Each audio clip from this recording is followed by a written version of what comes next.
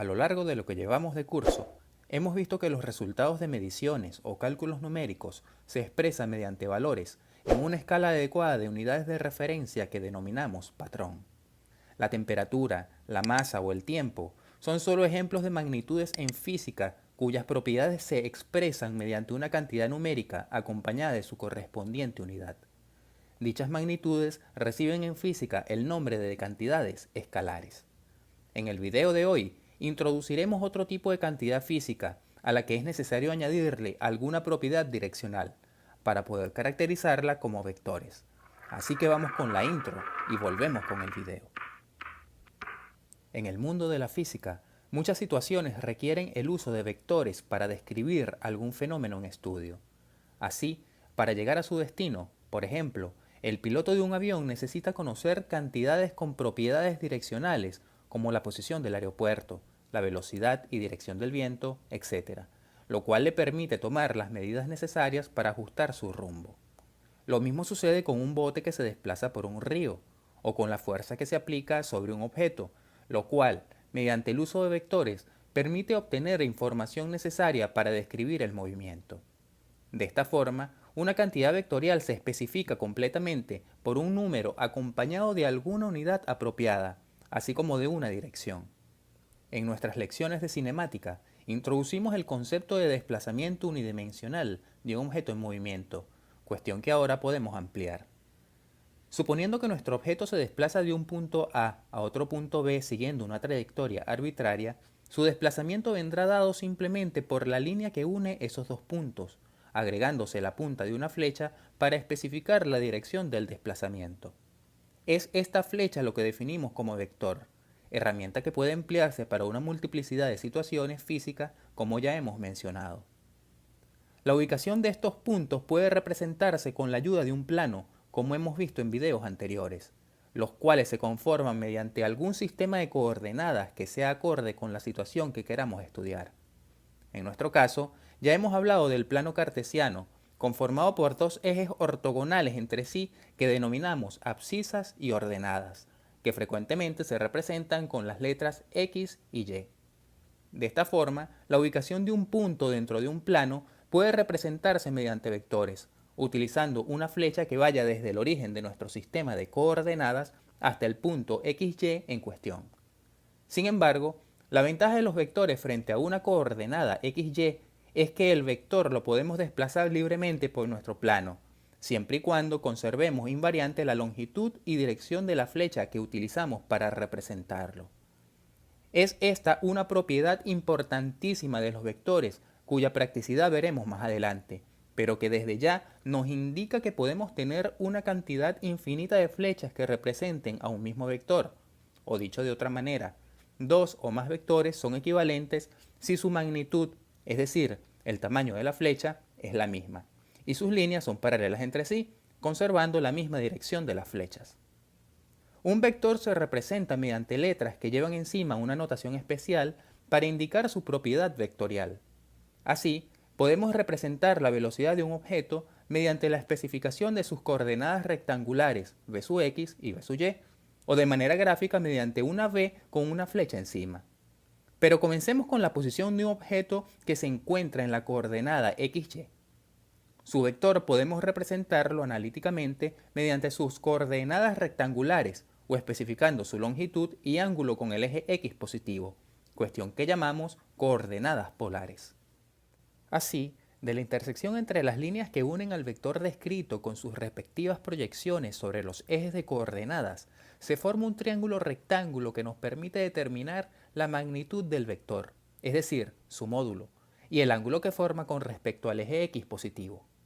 En relación a la magnitud del vector, podemos hacer uso del teorema de Pitágoras para encontrar su valor, mientras que para el ángulo utilizamos relaciones trigonométricas adecuadas para ello, pero que por lo general se usa la tangente.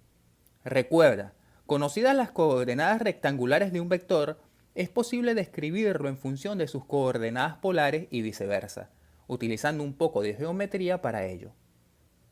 Otra forma de denotar un vector es mediante algo que conocemos como vectores unitarios, es decir, la magnitud del vector acompañada por una componente direccional de tamaño igual a la unidad. Así, nuestro vector A, denotado por sus componentes rectangulares como a su x y a su y, podemos denotarlo ahora como a su x en y más a su y en j, siendo y j los vectores unitarios que nos indican la dirección de las componentes x y y. Pero sobre ello profundizaremos en el futuro. Ahora nos conformaremos con saber que y j representan vectores unitarios que se denotan con un sombrerito encima de estas letras, cuestión que podríamos extrapolar para el caso tridimensional añadiendo un tercer eje llamado z y representado con su vector unitario k. Veamos algunas propiedades interesantes de los vectores por medio de su representación gráfica. Supongamos que tenemos dos vectores a y b como se indica en la figura y queremos sumarlos. Para ello, aplicando lo que se conoce como la regla del paralelogramo, desplazamos la cola de un vector sobre la punta del otro y viceversa, por lo que nuestro vector suma será la flecha resultante que va del extremo en donde coinciden las colas de a y b con sus puntas.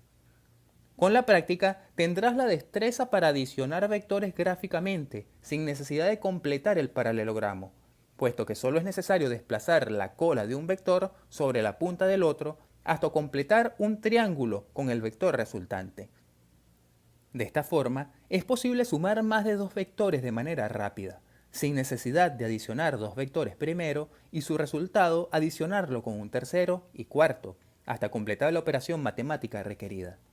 En resumen, la suma gráfica de dos o más vectores requiere solo el desplazamiento de un vector sobre otro tantas veces como vectores tengamos, hasta poder completar la línea que une la cola del primer vector sobre la punta del último.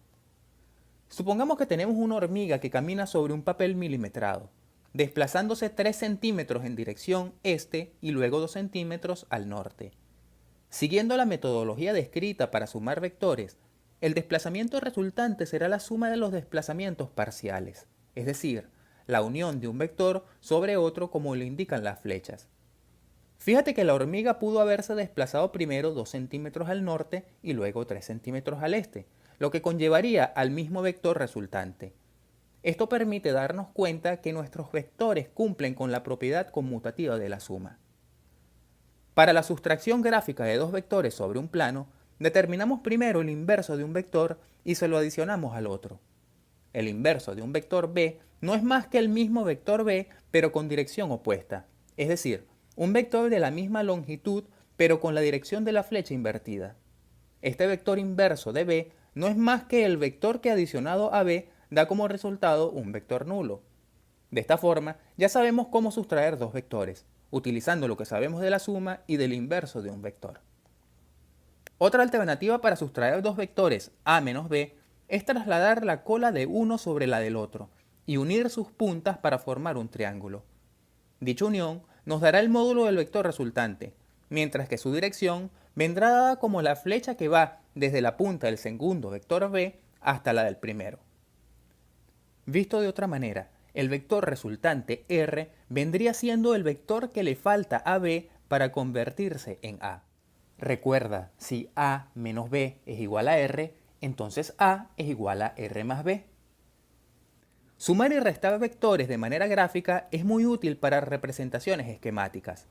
Lo mismo puede aplicarse para situaciones tridimensionales, aunque la cosa se complica desde el punto de vista de su representación.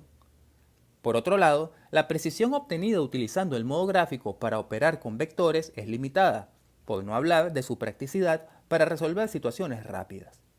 Por ello, una vez comprendida la explicación gráfica, introducimos ahora el método analítico para operar con vectores. Para sumar o restar vectores, es necesario representarlos por medio de sus coordenadas rectangulares correspondientes. La suma o resta es simplemente operar numéricamente por componentes como lo hacemos para operaciones con escalares, respetando la naturaleza de las cantidades que se adicionan, puesto que éstas deben poseer las mismas unidades. No tiene ningún sentido sumar un vector velocidad con otro de desplazamiento, así como no tiene sentido sumar intervalos de tiempo con temperaturas, o peras con manzanas, puesto que representan cantidades físicas diferentes. Otra cuestión interesante que debemos resaltar para finalizar es que con ayuda de los signos de cada componente de un vector, o con el ángulo formado por este con respecto a la dirección positiva del eje de las abscisas, es posible ubicarlo en alguno de los cuadrantes del plano cartesiano. Esto nos da herramientas adicionales para desarrollar nuestra comprensión espacial a la hora de resolver problemas de esta naturaleza. De esta forma, ya sabemos cómo operar con vectores de manera gráfica y analítica, por lo que estamos preparados para resolver problemas en donde estén presentes cantidades vectoriales. En el próximo video, continuaremos hablando de vectores, para descubrir algunas situaciones y operaciones interesantes que todavía nos faltan por presentar, para seguir profundizando con este curso de física en gotas. Hasta el próximo video.